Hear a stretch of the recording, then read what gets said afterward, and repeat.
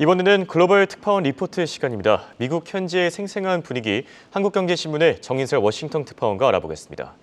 자, 파월의 매파적인 발언으로 지금 미국의 긴축 강도가 더 세질 것으로 예상되고 있습니다. 이런 가운데 민주당 내에서 연준의 이런 조치가 오히려 경기 침체를 가속화시킬 것이다. 이렇게 비판의 목소리도 나오고 있는데 어떤 현지 반응들 나오고 있습니까? 네, 엘리자베스 워런 의원이 대표적인 경우죠. 28일 CNN에 나와서 고물가와 튼튼한 경제보다 나쁜 게 무엇인지 아냐.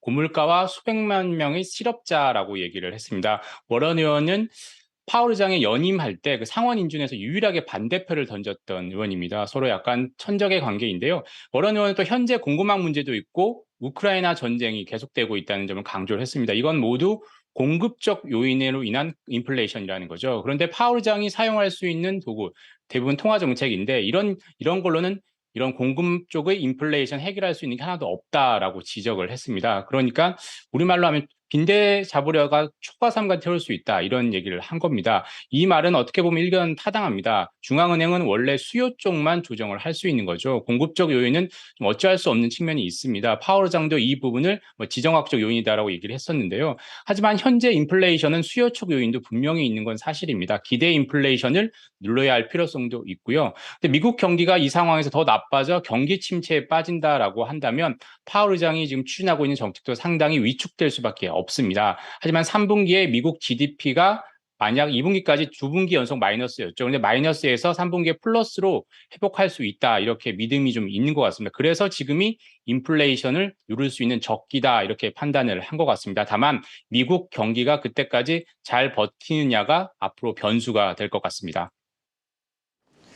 지금 파월 의장 발언의 후폭풍이 사실 바이든 대통령의 지지율에도 좀 직결되지 않을까 이런 우려도 있습니다. 어떻게 보면 이게 찬물을 끼얹는 행동이라고 볼 수도 있겠는데 향후 바이든 행정부의 이 행보는 어떻게 되겠습니까? 현재 미국인들의 생각은 이런 것 같습니다. 설문조사에서도 나오고 있는데요. 분명 경기 침체 요인도 있긴 하지만 아직까지는 경기 침체보다 인플레이션이 더 중요하다라고 많이 답변을 합니다. 생활에 바로 직결을 되기 때문인데요. 그래도 미국 경기가 인플레이션을 잡을 때까지 앞서 말씀드린 것처럼 잘 견뎌져야 되겠죠. 구체적으로 실업률이 크게 오르지 않고 일자리를 잃지 않아야 합니다. 그런데 바이든 행정부는 11월 중간 선거 때까지는 괜찮지 않겠냐, 최소한 이렇게 판단을 하고 있는 것 같습니다. 최근에 기름값 인하 그리고 인플레이션 감축법으로 인해서 약간 분위기가 바뀌고 있죠. 오히려 공화당보다 민주당이 더 지지율이 높은 것처럼 나오고 있는 것도 있는데요. 특히 5달러가 넘었던 어, 그 휘발유 가격이 3달러대, 1갤런당 3달러대로 내려온 게 큰 호재가 되고 있는 것 같습니다. 바이든 행정부는 이 여세를 몰아서 인플레이션을 잡는 모습을 보여주려고 하는 거죠. 그런데 경기 침체를 보여주는 지표가 만약에 안 좋게 나온다라고 한다면 상당한 타격을 받을 수 있습니다. 가깝게 가장 중요한 3분기 GDP가 중요해지겠죠. 3분기 GDP가 플러스로 전환을 하는데 바이든 행정부는 총력을 기울일 것으로 보입니다. 아직까지는 애틀란타 연은이 집계하는 실시간 GDP 프로그램인 GDP 나오는 3분기 GDP를 1.6% 플러스 전환할 것으로 지금 집계를 하고 있습니다. 그리고 또 최후의 보루로 믿고 있는 노동시장에도 신경을 쓸 것 같습니다. 강력한 노동시장을 근거로 백악관이나 연준이 계속 그동안 얘기해왔던 경기 침체가 지금은 아니다라는 부분을 계속해서 강조할 전망입니다. 자, 이번에 잭슨홀 미팅이라는 빅 이벤트가 끝났습니다. 투자자들이 좀 이제 한숨 좀 돌려도 되지 않을까 싶은데 사실 다음 주에 고용 시장에 굉장히 중요한 지표인 고용 보고서가 또 발표가 되죠. 투자자들이 어떤 이벤트를 좀 살펴봐야 되는지 자세하게 짚어주시죠. 예, 방금 말씀하신 것처럼 고용 보고서 정말 중요하고요. 고용 보고서 외에 이제 두 번째로는 러시아가 31일부터 사흘 동안 유럽의 그 가스관을 잠그죠. 그 여파를 일단 살펴봐야 될 것 같고요. 세 번째는 9월 1일부터 연준이 양적 긴축 한도를 늘립니다. 이 부분도 염두에 두고 있어야 될 것 같습니다. 시간 순서대로 설명을 드리면요. 31일부터 러시아가 정비를 이유로 노드스트림 가스관을 폐쇄합니다. 7월에도 비슷한 이유로 정비를 이유로 부품 부족 이런 걸 이유로 가스관 열흘간 폐쇄했었죠. 그때도 가스 가격이 좀 뛰었었는데요. 이번 주에도 실제 사흘간 러시아가 천연가스를 공급하지 않는다면 가스 가격이 뛸 수가 있습니다.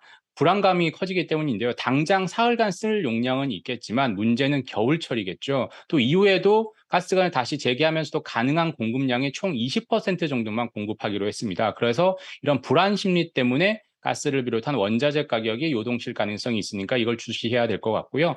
두 번째는 이제 미국 시간으로 9월 1일부터 연준이 양적 긴축 한도를 늘립니다. 연준이 매달 보유한 미국채와 주택저당증 채권 MBS를 시중에 팔고 있죠. 그렇게 해서 시중에 있는 돈, 유동성을 흡수해서 긴축을 하려는 건데요. 이게 지난 5월부터 한도가 월 475억 달러였습니다. 이제 9월부터 950억 달러로 2배 늘어납니다. 그만큼 긴축 강도가 세질 수 있다라는 거죠. 그런데 5월부터 양적 긴축에 들어갔지만 실제 긴축량은 한도의 절반만 사용을 했습니다. 그 이유는 지금 계속해서 자이언트 스텝이다라고 해서 뭐 다음 달에도 그렇게 할 수 있다. 기준금리를 확 올리는 상황에서 양적 긴축까지 세게 할 필요성이 없었던 거죠. 그리고 채권 시장에서 단기 금리가 기준금리가 오르니까 단기 금리도 확 올랐죠. 대신 장기 금리는 덜 올라서 단기 금리가 장기 금리보다 올라가는 장단기 채권 금리 역전 현상이 일어나고 있습니다. 여기에 연준이 보유한 채권까지 팔아 넘긴다면 채권 시장이 교란이 더욱더 심해질 수가 있겠죠. 그래서 양적 긴축을 세게 못했던 측면이 있습니다. 근데 9월 1일부터 한도가 늘어나서 증시와 채권 시장에 어떤 영향을 미칠지 좀 봐야 될 것 같고요. 세 번째는 이제 가장 중요한 8월 고용 보고서입니다. 지난달에 예상의 2배가 넘는 53만 개의 일자리가 생겼었죠. 고용 서프라이즈였는데요. 8월에는 과연 어떨까요? 파월 의장은 고용이 좋을 것이다라고 철석같이 믿고 있습니다. 이달에도 그런 기대를 충족시켜 줘야 되는지 봐야 되겠죠. 그래야 파월 의장이 인플레이션 파이터를 넘어서 인플레 터미네이터를 자처하고 있는데 파월 의장 행보에 힘이 실릴 수 있을 겁니다. 그렇지 않고 만약에 고용 지표까지 흔들린다면 단기적으로는 연준이 금리 인상 속도를 늦출 수 있는 요인이 될 수 있습니다. 하지만 인플레이션이 잡히지 않는 상황에서 고용까지 좋지 않다면 이른바 스태그플레이션에 빠져서 더 치명적일 수도 있을 것 같습니다. 그런 관계를 좀 염두에 두고 8월 고용 보고서를 보면 좋을 것 같습니다. 전체적으로 이번 주에는 미국 고용 지표를 중심으로 가스를 비롯한 원자재 가격, 금리 변동 여부를 주시하면 좋을 것 같습니다. 지금까지 워싱턴에서 한국경제신문 정인설이었습니다.